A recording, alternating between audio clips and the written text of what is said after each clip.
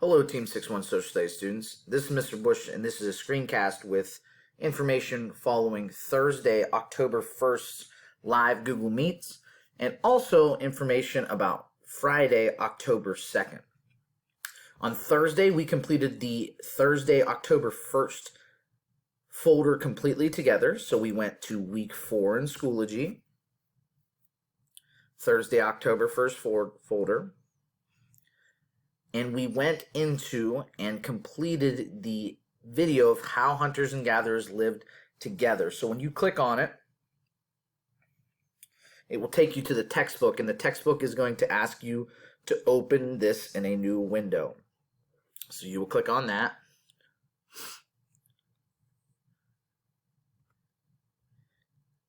And you will go ahead and open up the video, which is about 2.5 minutes long.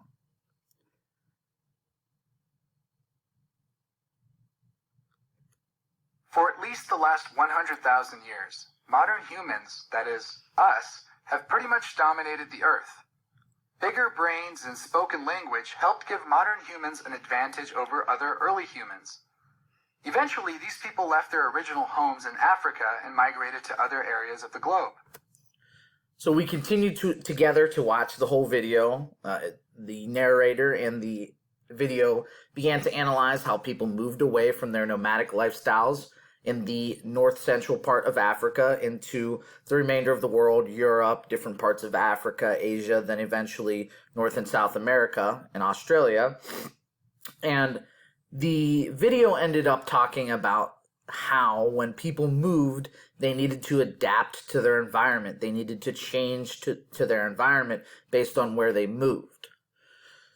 So the video kind of stopped there and kind of asked students to think about how, as modern humans, how do we adapt to our environment? So after watching the 2.5-minute video, students will go back into the Thursday folder, and they will go into the How Hunter-Gatherers Lived discussion board. And you can see right here, when they click on that and open up their discussion board, the question is, why might the ability to adapt be important to modern humans? So students will respond with a 1 to 3 sentence little mini paragraph about how the ability to adapt is important to modern humans like you and I and our friends around us. And as soon as they post, they will see their classmates' posts, and they can kind of compare and contrast their response. This post is graded, and it is worth 10 points. So we did all of that together on Thursday. So we watched the video, and then we completed the discussion board. I also reminded students that I still have many people who have not completed the pre-assessment or part of the pre-assessment. So I gave the students the rest of the time Thursday, and also reminded them to complete it by the end of the week, by Sunday, so they could utilize the time on Friday the 2nd as well to complete all 3 parts of the Social Studies 6th grade Spring Ridge pre-assessment. So they went in and they completed the folders, and if you need more information on the pre-assessment, there were screencasts presented on Monday and Tuesday about completing the pre-assessment, and those are found in those folders as well. Finally, we briefly introduced the information in Friday's folder for October 2nd. Students will have Friday, October 2nd. They will also have time at the beginning of next week on Monday the 5th, and most likely a little bit of time on Tuesday the 6th to complete this assignment. So if students don't get started with the work in the grayish-black folder on Friday, I told them it's not the end of the world because this assignment is not due to the end of next week. But if they wanted to get started, we did briefly talk about it.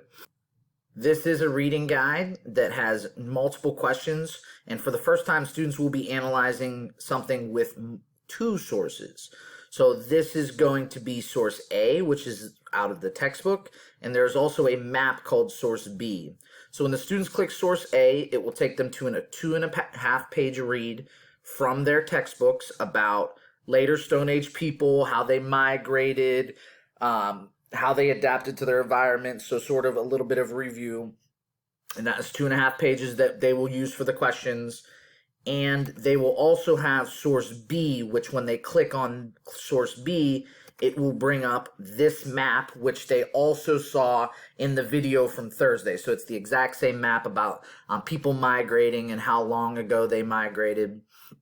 So they will utilize both source A, which is straight out of the textbook, little reading, and source B, which is the map out of the textbook that was also in the video that we watched together on Thursday. And they will use those two things to complete the reading guide, which is the questions from both documents.